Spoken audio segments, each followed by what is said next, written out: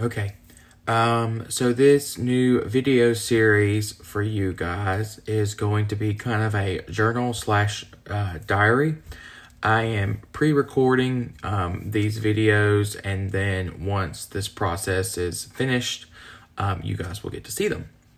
So to recap, today is the 20th of May, 2021. I saw my endocrinologist a week from today on the 13th of May.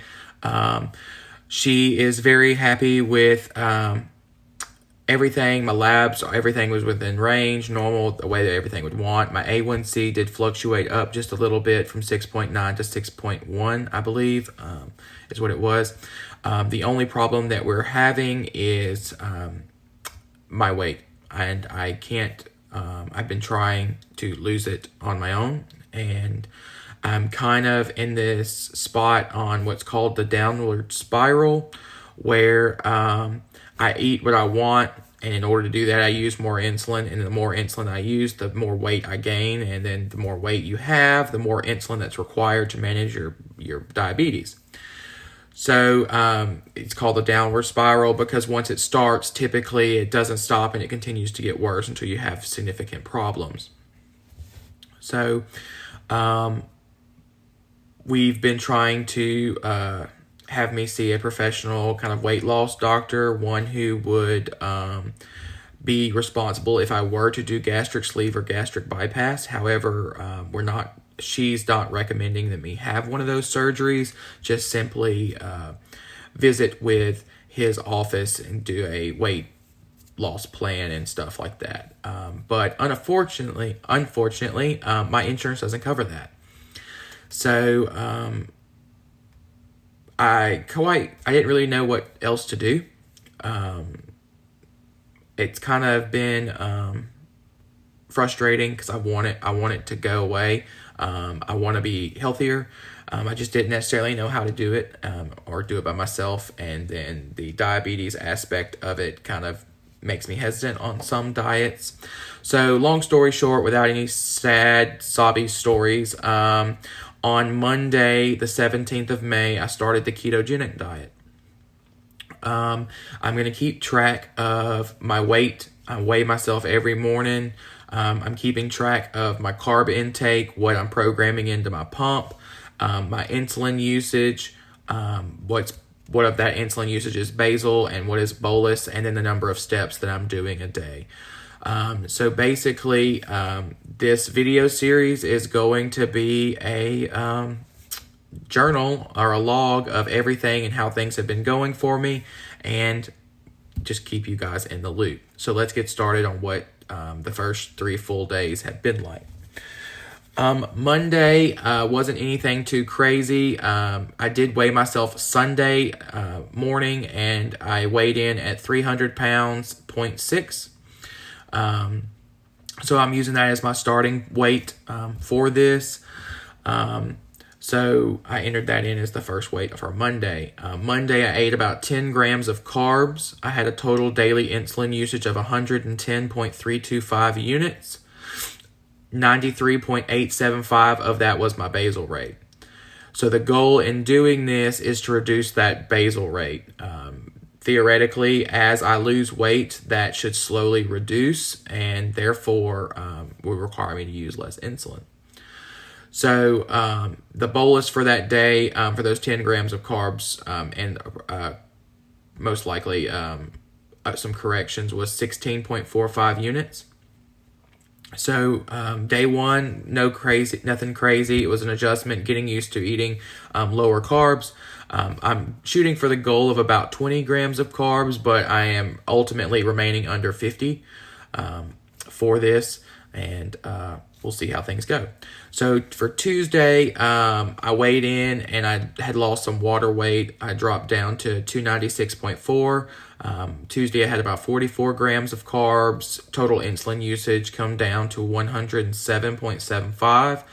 93.35 was the basal, and 14.4 was my bolus. So there's a little bit of an adjustment there. I'm going to say that could be a little adjustment to insulin sensitivity, but we'll see how the process goes. Tuesday night, I was working an evening shift from 1:40 p.m. to 11:40 at night, right before midnight. As the night progressed between 8 to midnight, I started to get a headache. I just wasn't feeling very well, so I'm going to chalk that up to being the keto flu that you would experience. It wasn't anything too crazy. I made it through my shift without any problems. I just wasn't in the best of mood, and I wasn't feeling the best. So moving on to Wednesday. I woke up Wednesday or yesterday. I didn't have any issues. Started as a new day. Did do my weigh-in at 294.7. Yesterday I ate about 35 grams of carbs with my insulin usage for the day at 98 units, 0.025. That's 85.325 of basal and 12.7 as my bolus. So far in these first couple days, I have noticed the trend in basal coming down, which is good. I would like to see the dramatic change that's going to be taking place within about a week of doing the diet. So far, things are good. I don't really have much of an appetite doing this. It's kind of weird. I've been forcing myself to eat. Mostly salads with some sort of protein, chicken or something like that in there, or some just grilled chicken. So it's been an adjustment. Today, Thursday, I have been up since roughly around 10 a.m. At the time of this recording, it's 2 p.m. and I have had no appetite to eat. I'm going to continue my fast till probably about 5 o'clock this afternoon. So I have 3 more hours, and then I'll have a large salad for dinner with some protein and stuff in it, and that'll be it for the day.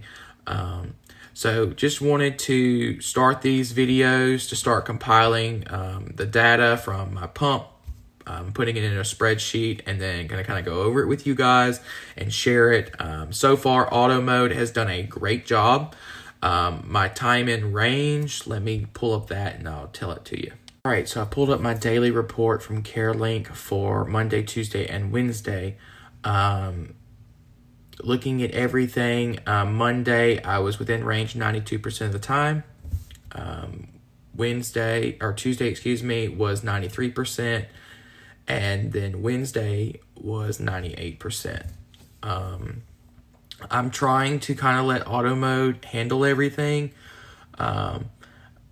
I feel like I'm being a little generous and programming a little extra with my carbs, but in doing this, I don't want to be too aggressive either and cause lows. I did experience a low Tuesday night or Monday night, one of the two. Woke up, my pump was alarming, my blood sugar was around 70. I have some pop corners, I believe they're called chips, that they're pretty much popcorn, compressed into a chip like the size of a Dorito. So those are about 1 gram of carbs per chip. So I had about 5 or 6 of those, and that did bring my blood sugar back up. Did not cause a high or anything. The highest that I'm seeing on my blood sugar is around 205. So I am just barely popping over the 180 into the low 200 area.